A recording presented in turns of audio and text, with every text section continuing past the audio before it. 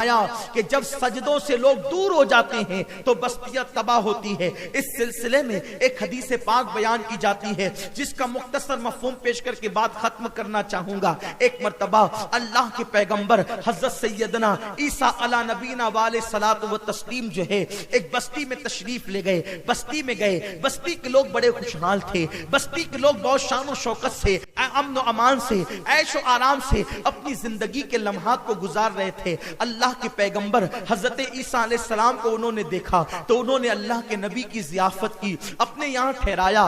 3 دن تک اللہ کے پیغمبر کو رکھا۔ حضرت عیسیٰ علیہ السلام 3 دن ان کے مہمان رہے۔ اس کے بعد حضرت عیسیٰ علیہ السلام تشریف لے گئے۔ جب آپ چلے گئے تو جانے کے بعد جب آپ وہاں سے لوٹے تو آپ کو خیال ہوا کہ یہاں ایک بستی ہے جہاں کے لوگ بڑے مہمان نواز ہیں، بڑی اچھی میزبانی کرتے ہیں، تو ان لوگوں کا خیال آیا۔ لیکن جیسے ہی آپ تشریف لائے 3 سال کے بعد لوٹے، نہ وہاں کوئی بستی ہے، وہاں کی بستیاں کھنڈرات میں تبدیل ہو چکی ہے، وہاں کی نہریں خشک ہو چکی ہے، اب نہ وہاں انسان ہے، نہ انسان کا کوئی بچہ ہے، حتیٰ کہ وہاں کوئی کتے جیسا جانور بھی موجود نہیں، کوئی کتے کا پلہ بھی موجود نہیں، کوئی پرندہ پر مارنے والا موجود نہیں۔ اللہ کے پیغمبر حضرت عیسیٰ علیہ السلام کو حیرت ہوئی کہ میں 3 سال پہلے آیا تھا، یہاں مکانات تھے، خوبصورت لوگ تھے، آرام میں لوگ تھے، امن و امان کی زندگی گزار رہے تھے، آج کیا ہو گیا؟ 3 سال کی مدت کوئی بڑی مدت تو نہیں ہوتی، 3 سال کی مدت کوئی طویل مدت تو نہیں ہوتی، 3 سال کی مدت میں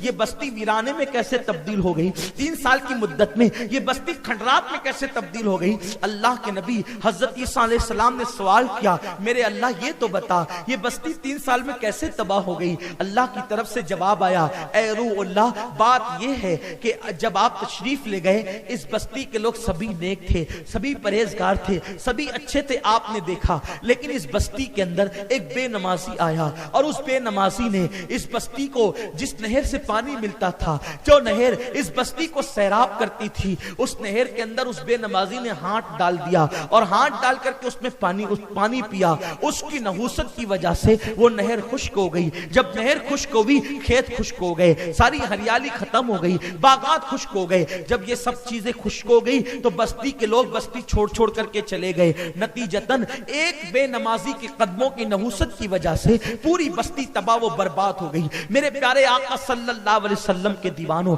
میں تم سے پوچھنا چاہتا ہوں، اگر بستی کے سب لوگ نمازی ہوں اور ان میں ایک بے نمازی آ جائے تو وہ بستی تباہ ہو جاتی ہے۔ جس بستی میں پوری بستی کے بستی بے نمازی ہو، نماز کے اوقات میں لوگ ہوٹلوں پہ بیٹھ کر اخبار پڑھ رہے ہوں، نماز کے اوقات میں لوگ ہوٹلوں پہ بیٹھ کر کے چائے کی چسکیاں لے رہے ہوں، لوگ نماز کے اوقات میں غیبت اور چگلی کا طوفان بدتمیزی بپا کیے ہوں، نماز کے اوقات میں لوگ فیس بک واٹس ایپ پر گندگی کر رہے ہوں، نماز کے اوقات میں اللہ اکبر لوگ موبائل کے اندر گم ہوں، بستیاں ویران نہ ہوگی تو کیا ہوگا؟ بستیاں تباہ نہ ہوگی تو کیا ہوگا؟ میرے پیارے آقا علیہ السلام کے پیارے دیوانوں، ہوش کے ناخن لینا ہوگا۔ میری بات کو آپ کسی دیوانے کی بڑھ نہ سمجھیں، میری گفتگو کو اللہ اکبر آپ ڈرانے دھمکانے کا سبب نہ سمجھے۔ میں نے یہ حدیث پیش کی ہے کہ اللہ اکبر جب سجدوں سے قوم دور ہو جاتی ہے تو بستیاں تباہ کر دی جاتی ہے۔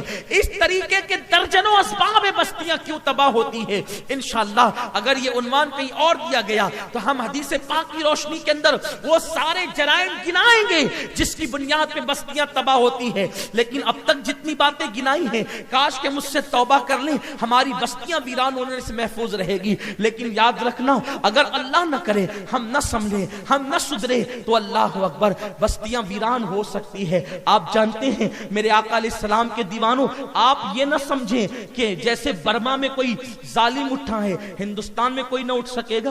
آپ کو نہیں پتا گجرات کی بستیاں بھی تو جلی، کشمیر کی بستیاں بھی تو اجڑی ہیں، اس طریقے سے ہماری بہت ساری بستیاں اجڑی والوں کو میں کچھ نہیں کہتا، لیکن آپ سے پوچھنا چاہتا ہوں بستیاں اجڑنے کے اسباب بولو ہم پیدا کر رہے ہیں کہ نہیں کر رہے؟ ہمارے نوجوان اللہ کی دولت کو پانے کے بعد بے باک ہو رہے کہ نہیں ہو رہے؟ لوگ اللہ کے غضب کو دعوت دے رہے کہ نہیں دے رہے؟ میرا اللہ فرماتا ہے یا ایھا الذین آمنوا اتقوا اللہ حق تقاتہ، اے ایمان والو اللہ سے ایسے ڈرو جیسے ڈرنے کا حق ہے۔ ہمارے دلوں میں ڈر کہاں رہا؟ خوف کہاں رہا. داڑیاں بڑھ گئی. ہم زبان سے دین کی بات کرتے ہیں, کیا دین کی بات ہمارے حلق کے نیچے اتری ہے؟ ہم زبان سے کلمہ لا الہ الا اللہ محمد الرسول اللہ پڑھتے ہیں, لیکن جس خدا کی وحدانیت کا اعلان کرتے ہو, کیا گناہ کرتے وقت دل میں یہ احساس ہوتا ہے کہ جس خدا کو میں کہہ رہا ہوں اللہ کے سوا کوئی معبود نہیں, وہ اللہ مجھے دیکھ رہا ہے؟ محمد الرسول اللہ پڑھنے کے بعد محمد اللہ کے رسول ہیں اور موجود ہیں اور میری جان سے زیادہ قریب ہیں.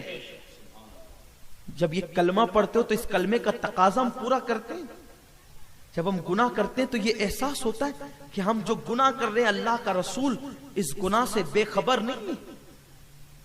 ہم کہاں ہیں؟ ہم کہاں ہیں؟ اور وہ کون سے جرائم ہیں جو ہماری زندگیوں میں موجود نہیں؟ مائیں اور بہنیں بھی بڑی تعداد میں یہاں موجود ہیں. وہ کون سے جرائم ہیں جو میری بہنوں کی زندگی میں موجود ہیں؟ اپنے پرس کے اندر کیا کیا چیزیں رکھی جاتی ہے یہ رکھنے والی بہن ہی جانتی. اپنے موبائل کے اندر کس کس کے نمبر کوڈ ورڈ میں لوگ رکھتے ہیں یہ رکھنے والے ہی جانتے. میسیجز کو کس کس انداز سے لاک کیا جاتا ہے یہ لاک کرنے والے ہی جانتے. ریکارڈنگ کو کس کس انداز سے چھپایا جاتا ہے یہ چھپانے والے ہی جانتے ہیں. کس کس سے کہاں کہاں بیٹھ کر چھپ چھپ کے باتیں کی جاتی ہے یہ باتیں کرنے والے ہی جانتے. رات کے 2-3 بجے نکل کر کے دیکھیں, کوئی رکشہ میں بیٹھ کے چھپ کے بات کر رہا ہے, کوئی نالی کے کنارے بیٹھ کر کے بات کر رہا ہے. ہنسنے کی بات نہیں, بہت افسوس کی بات ہے. بستیوں کو تباہ کرنے کا موقع ہے. کوئی گٹر کے کنارے بیٹھ کر چھپ کے بات کر رہا ہے, اچانک پہنچ جاؤ اس کے دل کی دھڑکنیں تیز ہو جاتی ہیں. جب تو اپنے دوست سے بات کر رہا ہے تو اتنی چھپ کر بات کرنے کی ضرورت کیا؟ بچیاں ٹیرس پہ جا کر بات کر رہی ہے, جب تو اپنی سہیلی سے بات کر رہی ہے تو تجھے ماں کے سامنے بیٹھ کر بات کرنے میں آر کیا ہے؟ جب تو اپنے کالج اور اسکول کے دوست کے ساتھ بات کر رہے تو تجھے دوست کے بازو میں بیٹھ کر کے بات کرنے میں حرج کیا ہے؟ فون کی رنگ بجی تو پوری محفل چھوڑ کر کے لوگ ہٹ جاتے ہیں. کوئی اندھیرے میں گھوم رہا ہے. معاذ اللہ, میں یہ نہیں کہتا کہ ہر گٹر کے پاس بیٹھ کے بات کرنے والا غلطی کر رہا ہے. میں یہ نہیں کہتا کہ ہر اندھیرے میں ٹہل کر کے بات کرنے والا غلطی کر رہا ہے. میرا یہ نہیں مطلب ہے. میں یہ وضاحت اس لیے کرنا چاہتا ہوں کہ ہر آدمی تقریر سننے نہیں آتا.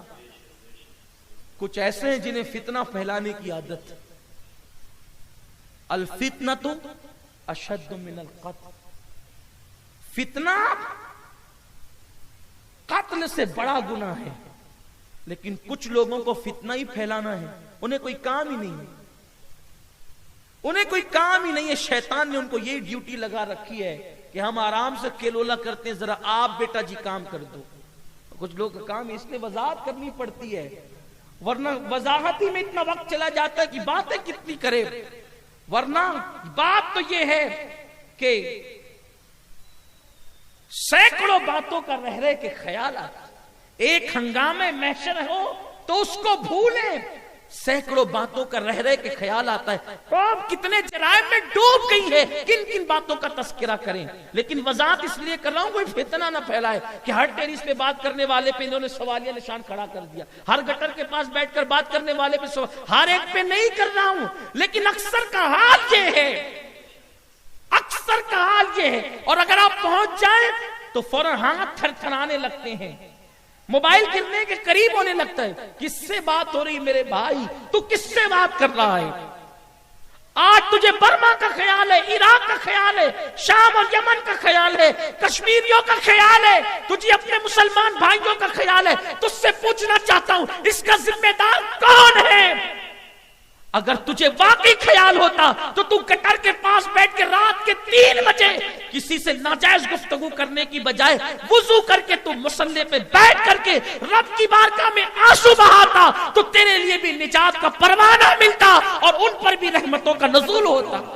اس لیے کہ ایک مسلمان کے آنسو کئی مسلمانوں کی تقدیروں کو بدل سکتی، مسلمانوں کی دعائیں کئی ایک کے حالات کو تبدیل کر سکتی ہے، لیکن کون سی جو ندامت کے ساتھ نکلے۔ اقبال کہتے ہیں اس کی ترمیم کے ساتھ، موتی بنا کے شان کریمی نے چن لیے، قطرے تھے جو تھے میرے عرق انفعال کے۔ آپ بہت روئے ہیں، دوستوں کے بچھڑنے پہ روئے ہیں، کسی کی میت پہ روئے ہیں، مال کے چلے جانے پہ روئے ہیں، کبھی ایک بار میرے اللہ کے لیے، میرے رسول کے لیے بھی رو کر کے دیکھو۔ آنسو نکلیں گے اور چہرے تک پہنچیں گے نہیں کہ دل کو ایسا لگے گا کہ جیسے دل کے سارے غم دھلتے چلے جا رہے ہیں، دل کا بوجھ اترتا چلا جا رہا ہے۔ کبھی آؤ تو صحیح، آپ تجربہ کر کے دیکھیں، آپ بہتوں کے ساتھ بیٹھ کر کے قہقہے لگائیں، ذرا مصلی پہ بیٹھ کر رات ڈھلنے کے بعد، نصف شب کے بعد کبھی رو کر تو دیکھو، کبھی گڑ گڑا کر تو دیکھو، ایسا لگے گا جیسے کوئی تمہارے ساتھ سرگوشیاں کر رہا ہے۔ اور جب تک کہ ہمارا جوان راتوں کو آخری پہر میں رو رو کر دعائیں کرتا تھا، اس وقت تک مسلمانوں پر یہ حالات نہیں تھے کہ ہماری بستیاں بھی اجڑ جائے، بلکہ ہماری بستیاں آباد ہوتی تھی، آبادی ہوتی تھی۔ آؤ اگر آبادی چاہتے ہو، اللہ کے گھروں کو آباد کرو، گناہوں کو ترک کرو، خدا کے غضب کو دعوت دینے سے بچو، زندگی میں انقلاب پیدا کرو۔ یہاں سے لے کے وہاں تک میرے جتنے بھائی آئے ہیں، آخری جملہ ان سے کہنا چاہتا ہوں، ایک مشن بنا لیں، نہ گناہ کریں گے انشاءاللہ، نہ گناہ کرنے دیں گے۔ آپ کی بستیوں میں سنی دعوت اسلامی کے مبلغین کو بلوائیے اور چوک پہ درس کا اہتمام کیجیے۔ جمعہ کے دن جو ہفتہ وار اجتماع ہوتا ہے، اس ہفتہ وار اجتماع میں اپنے دوستوں کو لائیے، اس طرح کی باتیں سنیں گے، زندگی بدلے گی۔ اگر آپ کی وجہ سے کسی کی زندگی بدل گئی تو انشاءاللہ آپ کی دنیا بھی سنور جائے گی اور آخرت بھی سنور جائے گی۔ سنی دعوت اسلامی کا مقصد بس ایک ہے کہ ہم لوگوں کو اللہ اس کے رسول سے قریب کرنا چاہتے ہیں، بس اپنا یہی مقصد ہے، اور اللہ سے دعا ہے کہ اللہ ہمیں حق کہنے، حق سننے اور حق پر عمل کرنے کی توفیق عطا فرمائے۔ دوران گفتگو کوئی غلطی ہو تو اللہ معاف کرے۔